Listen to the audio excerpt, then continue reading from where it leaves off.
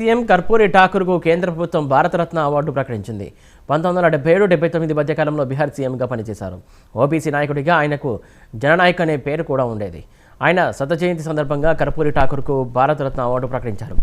Socialist party, భారతీయ క్రాంతి దళ్ పార్టీల తరపున 1970 December నుంచి 1971 జూన్ వరకు బీహార్ సీఎంగా పనిచేశారు. తిరిగి 1977 డిసెంబర్ నుంచి 1979 ఏప్రిల్ వరకు సీఎంగా ఉన్నారు.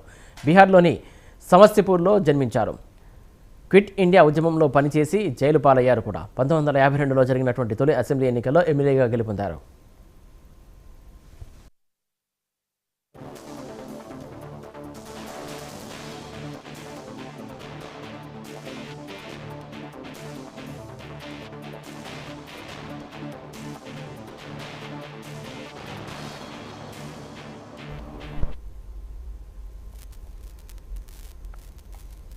బీహార్ మాజీ సీఎం కర్పూరి ఠాకూర్కు కేంద్ర ప్రభుత్వం భారతరత్న అవార్డు ప్రకటించింది.